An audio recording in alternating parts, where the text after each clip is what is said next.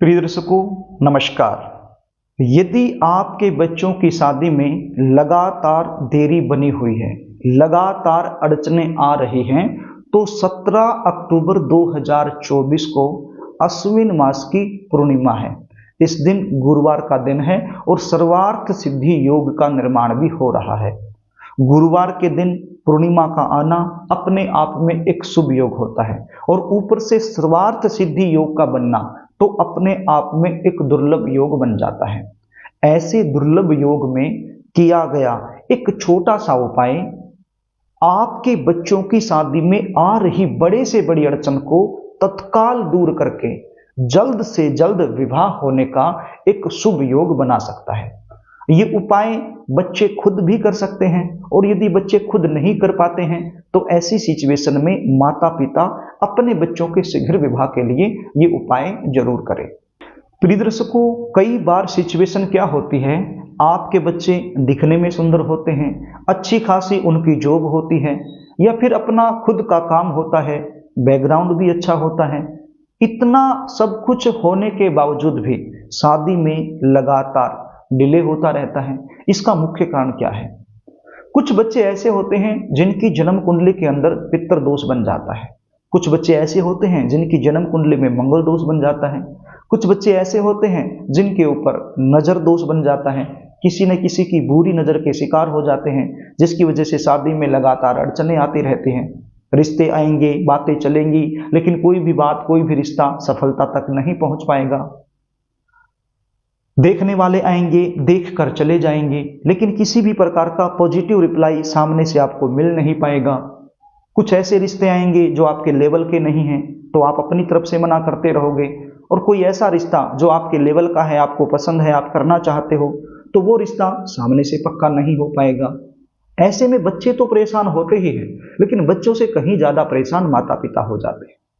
तो प्रिय दर्शकों, यदि इस प्रकार की परेशानी आपके जीवन में चली हुई है तो जो उपाय आज मैं आपको बताने वाला हूं, इसको अच्छे से समझ लेना है। यदि ये उपाय आपने मेरे द्वारा बताए गए तरीके से कर दिया तो विश्वास मानिए आपके बच्चों की शादी के लिए कोई न कोई अच्छा प्रस्ताव जरूर आएगा और शादी फिक्स हो जाएगी। उपाय बताऊं इससे पहले आपसे निवेदन करना चाहूंगा, यदि आप चैनल पर नए हैं और अभी तक आपने इस चैनल को सब्सक्राइब नहीं किया है तो मुझसे लगातार जुड़े रहने के लिए अभी इस चैनल को सब्सक्राइब कर लीजिए, बेल आइकन को भी प्रेस करके रखिए। शादी कब होगी, कहाँ होगी, कौन सी दिशा में होगी, कैसे परिवार में होगी, शादी में देरी होने के मुख्य कारण क्या होते हैं, जल्दी शादी होने के विशेष उपाय क्या होते हैं, इन सब विषयों के ऊपर वीडियो बना करके इस चैनल पर मैं अपलोड करता रहता हूं। यदि आपने चैनल को सब्सक्राइब कर लिया, बेल आइकन को प्रेस कर लिया, तो हमारी आने वाली जो नई वीडियो हैं उनका नोटिफिकेशन आपको मिलता रहेगा और वो वीडियो आप आसानी से देख पाओगे। इसलिए कहता हूं चैनल को सब्सक्राइब कर लेना और बेल आइकन को प्रेस कर लेना। तो प्रिय दर्शकों, उपाय सुन लीजिए, इसको ध्यान से सुन लीजिए। सबसे पहले तो ये जान लीजिए कि ये उपाय करने के लिए आपके पास 5 केले होने चाहिए, साफ सुथरे बिल्कुल बेदागी 5 केले आपके पास होने चाहिए, और एक रेड कलर का स्केच पेन आपके पास होना चाहिए, यानी कि लाल रंग का पेन आपके पास होना चाहिए। ये उपाय आपने कब करना है? 17 अक्टूबर 2024 गुरुवार के दिन सर्वार्थ सिद्धि योग में ये उपाय करना है। ये उपाय आपने सूर्य उदय से लेकर दोपहर से पहले पहले कर देना है। ये उपाय करने से पहले आपको नहाना होगा, नहा धो करके साफ सुथरे धुले हुए वस्त्र आपने पहन लेने हैं। आपके घर का जो पूजा मंदिर है वहां पर आपने बैठ जाना है। सबसे पहले पूजा मंदिर में एक शुद्ध देसी घी का दीपक लगा लेना है और गणपति जी महाराज से प्रार्थना करनी है कि हे गणपति जी महाराज, आज मैं मेरा बेटा या मेरी बेटी की जल्दी शादी होने के लिए ये उपाय कर रही हूँ या कर रहा हूँ, आप मुझे इसमें सफलता दिलाना।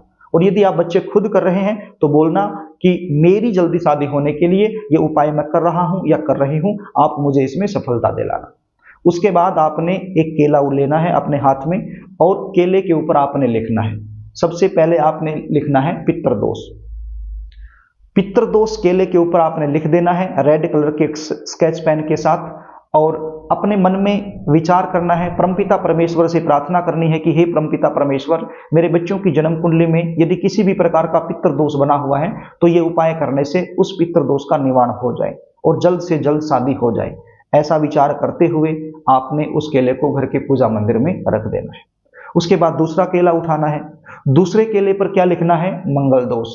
और परमपिता परमेश्वर से प्रार्थना करनी है मन ही मन में कि हे परमपिता परमेश्वर, मेरे बच्चे की जन्म कुंडली में किसी भी प्रकार का यदि मंगल दोष लगा हुआ है तो ये उपाय करने से उसका निवारण हो जाए। और ये केला घर के पूजा मंदिर में आपने रख देना है। उसके बाद तीसरा केला उठाना है। तीसरे केले पर क्या लिखना है? नजर दोष। और परमपिता परमेश्वर से प्रार्थना करनी है कि हे परमपिता परमेश्वर, मेरे बच्चे की जन्म कुंडली में किसी भी प्रकार का कोई नजर दोष लगा हुआ है, कोई भी बंधन दोष बना हुआ है जिसकी वजह से विवाह में अड़चने आ रही हैं, तो वो बंधन दोष, वो नजर दोष, ये उपाय करने से दूर हो जाए। और ये जो तीसरा केला है ये भी घर का जो पूजा मंदिर है वहां पर आपने रख देना है। उसके बाद आपने चौथा केला उठाना है। चौथे केले पर क्या लिखना है? कुंडली दोष। और परमपिता परमेश्वर से प्रार्थना करनी है, मेरे बेटा या मेरी बेटी की जन्म कुंडली में किसी भी प्रकार का कोई भी ग्रह दोष बना हुआ है तो ये उपाय करने से उसका निवारण हो जाए। तो ऐसी मनोकामना करते हुए, ऐसा चिंतन करते हुए ये जो चौथा केला है ये भी आपने आपके घर के पूजा मंदिर में रख देना है। उसके बाद आपने पांचवा केला उठाना है। पांचवें केले पर क्या लिखना है? अन्य दोष।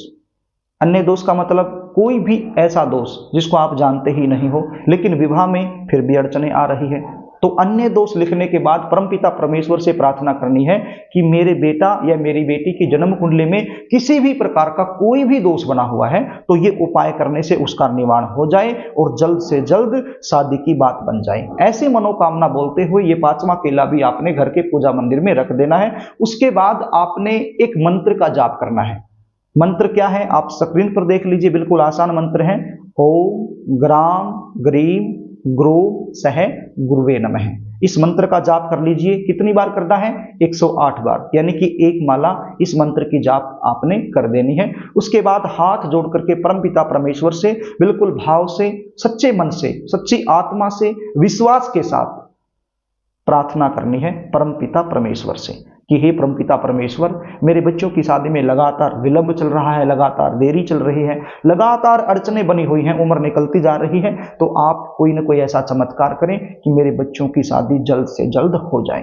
तो बिल्कुल भाव से आपने प्रार्थना करनी है क्योंकि भगवान भाव के भूखे हैं। यदि आपकी प्रार्थना में भाव नहीं होगा तो कोई फायदा नहीं है, और यदि आपकी प्रार्थना में भाव होगा तो आपकी प्रार्थना परमपिता परमेश्वर जरूर स्वीकार करेंगे। यदि आप बच्चे खुद कर रहे हैं तो अपनी जल्दी शादी होने के लिए इसी प्रकार से आपने प्रार्थना कर लेनी है।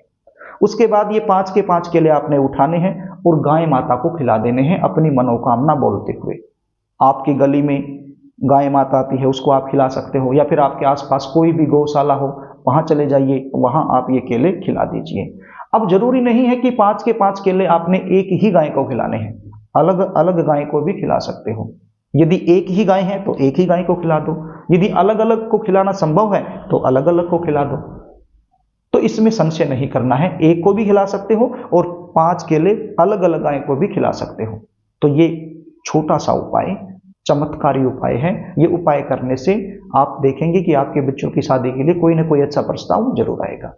यदि आप अपने बच्चों की जन्म कुंडली का विश्लेषण मुझसे करवाना चाहते हैं, शादी कब होगी, कौन से महीने में होगी, कौन से साल में होगी, शादी के बाद का जीवन कैसा रहने वाला है, शादी क्यों नहीं हो रही है, कुंडली के आधार पर आपको क्या उपाय करने चाहिए जिसके करने से जल्दी शादी हो जाए, तो यदि इन सब के बारे में आप मुझसे जानकारी लेना चाहते हैं तो स्क्रीन पर दिखाए गए व्हाट्सएप नंबर के जरिए आप मुझसे संपर्क कर सकते हो। अपने बच्चों की जन्म कुंडली दिखा सकते हो, अपने बच्चों की जन्म डिटेल लिखकर मेरे पास भेज सकते हो।